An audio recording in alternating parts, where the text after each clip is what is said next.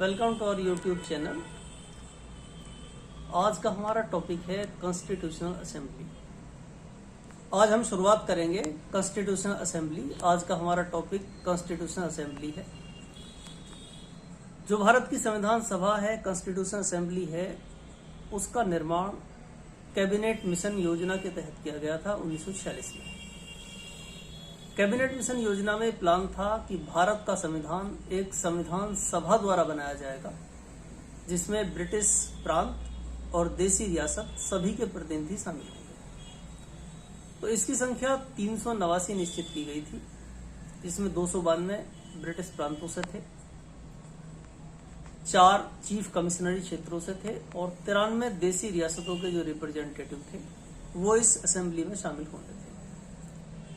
इस असेंबली के लिए इलेक्शन किए गए 1946 में और उसके बाद 9 दिसंबर 1946 को इसका पहला सेशन शुरू हुआ। 9 दिसंबर 1946 को पहले सेशन में डॉक्टर सच्चिदानंद सिन्हा, जो कि सबसे सीनियर मेंबर थे कॉन्स्टिट्यूशन असेंबली के, उनको चेयरमैन बनाया गया कॉन्स्टिट्यूशन असेंबली का। तो डॉक्टर सच्चिदानंद सिन्हा ये एक अस्थायी अध्यक्ष थे कॉन्स्टिट्यूशन असेंबली के, और 2 दिन बाद डॉक्टर राजेंद्र प्रसाद को कॉन्स्टिट्यूशन असेंबली का परमानेंट चेयरमैन या स्थायी अध्यक्ष चुना गया। कॉन्स्टिट्यूशन असेंबली ने अपना काम शुरू किया। अलग अलग काम के लिए बहुत सी कमेटियां बनाई गई, बहुत सी समितियां बनाई गई। उन्हीं में एक थी प्रारूप समिति, जिसके चेयरमैन थे doctor B.R. Ambedkar. B.R. Ambedkar प्रारूप समिति के चेयरमैन थे और प्रारूप समिति में इनके अलावा 7 मेंबर और भी थे। इस समिति का सबसे मुख्य काम था, सबसे मेन काम इसी कमेटी का था, और इसमें जो है इन्हें संविधान का ड्राफ्ट तैयार करना था कि हमारा संविधान जो है वो किन किन बातों पर आधारित होगा, हमारी संसद, हमारी विधानसभाएं क्या क्या काम करेंगी, हमारी सरकार कैसे काम करेगी, संघ सरकार को कितनी शक्तियां होंगी, राज्य सरकारों को कितनी शक्तियां होंगी, इन सब की जो ड्राफ्ट था, इन सब बातों को तैयार करने का काम प्रारूप समिति का दिया गया था। और बहुत प्रारूप समिति ने कम समय में अपना काम जो है कंप्लीट किया और संविधान जो है वो तैयार कर दिया गया। 26 नवंबर 1949 के दिन हमारा संविधान तैयार हो गया था और उसी दिन इस पर चेयरमैन सहित सभी जो मेंबर उस टाइम मौजूद थे कॉन्स्टिट्यूशन असेंबली में, संविधान सभा में, उनके साइन इस पर हो गए थे। उस टाइम जो है 284 मेंबर ही मौजूद थे। उन 284 लोगों के इस पर साइन हुए। कुछ अनुच्छेदों को जो इम्पोर्टेंट थे ज्यादा, उन्हें उसी दिन लागू कर दिया गया था। बाकी अनुच्छेदों को जो है 26 नवंबर 1949 के दिन लागू ना करके 26 जनवरी 1950 के दिन लागू किया गया और इसी दिन भारत को जो है गणतंत्र घोषित किया गया।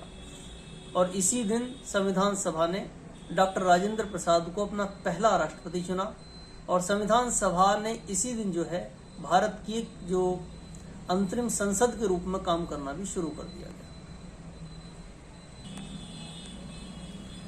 26 नवंबर 1949 के दिन हमारा संविधान तैयार हो गया था और यही डेट जो है संविधान की प्रस्तावना में भी है कि इस तारीख को हम अपनी संविधान सभा में आज के दिन इस संविधान को अंगीकृत आत्मर्पित करते हैं। लेकिन इसे लागू किया गया 26 जनवरी 1950 के दिन। तो इसे लागू 26 जनवरी 1950 के दिन किस लिए किया गया, जबकि तैयार तो 26 नवंबर 1949 को ही हो गया था। तो इसकी एक वजह है।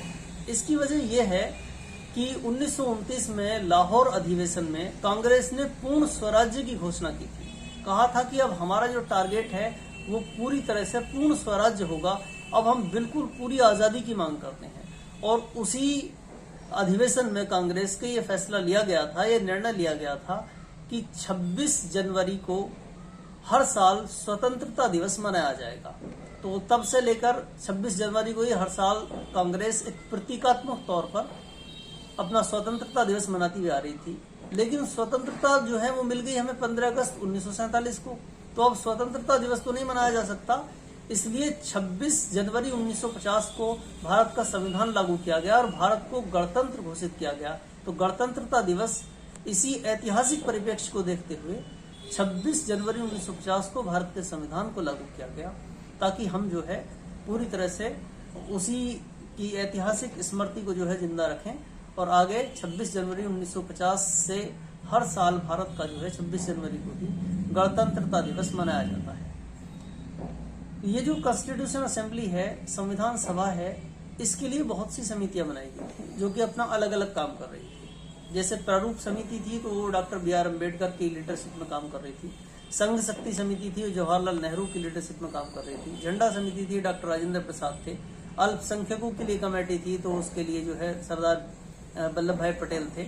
वो अलग अलग उसमें काम कर रही थी। इन सबको मिलाकर जो संविधान का ड्राफ्ट तैयार हुआ, उस ड्राफ्ट पर बहुत लंबी बहस हुई और आखिर में जो फाइनल ड्राफ्ट तैयार किया गया उसे ही भारत का संविधान घोषित किया गया।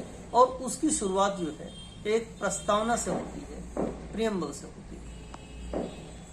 संविधान की प्रस्तावना के पीछे भी एक ऐतिहासिक कारण है। 13 दिसंबर को जवाहरलाल नेहरू ने अपना सुप्रसिद्ध उद्देश्य प्रस्ताव संविधान सभा के सामने प्रस्तुत किया था।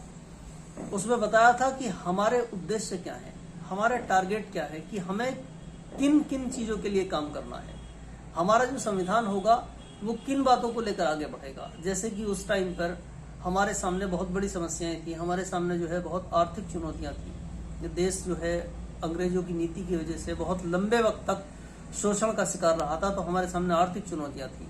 इसके अलावा जो है बहुत से राजा महाराजा भी थे जो कि अपने आप को अलग समझते थे आम जनता से। तो ऐसे में सभी के लिए समानता स्थापित करने की चुनौती थी, सामाजिक भेदभाव से निपटने की चुनौती थी, और एक ऐसा संविधान बनाने की, ऐसा रूल रेगुलेशन लागू करने की भी चुनौती थी जिससे कि सभी लोग जो है समानता का, बराबरी का अनुभव करें। हमने लड़ाई जो लड़ी थी वो अपनी आज़ादी के लिए लड़ाई लड़ी थी, तो सभी को आज़ादी देने की बात कही गई थी। मसलन बोलने की आज़ादी देने की बात कही गई थी, अपनी यूनियन बनाने की आज़ादी देने की बात कही गई थी। तो इन सब को देखते हुए जवाहरलाल नेहरू ने अपना उद्देश्य प्रस्ताव संविधान सभा के सामने प्रस्तुत किया और उसमें बताया कि हमारे उद्देश्य क्या क्या है, हमें किन किन चीजों के लिए काम करना है। चलो, तो ये जो उद्देश्य प्रस्ताव था, इसके परिवर्तित रूप से ही भारत के संविधान की प्रस्तावना तैयार हुई, प्रियम्बल तैयार हुई। और भारत के संविधान की प्रस्तावना ये बताती है कि हमारा संविधान जो है वो किन उद्देश्यों के लिए प्रयत्नशील है, हमें अपनी जनता को क्या क्या जो है देना है, हमें जो है अपने भेदभाव वाली जो हमारी सामाजिक स्थिति है उससे कैसे बाहर निकलना है। जो जनता जो है भारत की, उसमें शक्ति निहित होगी या किसमें शक्ति निहित होगी, हमारा शासक कौन होगा, हम किस पर शासन करेंगे, ये सारी बातें जो हैं संविधान की प्रस्तावना में ही लिखी गई हैं। आज के लिए बस इतना ही। Thank you for watching. बाकी जो टॉपिक है वो फिर आगे शुरू होगा, आगे उस पर डिस्कस करेंगे।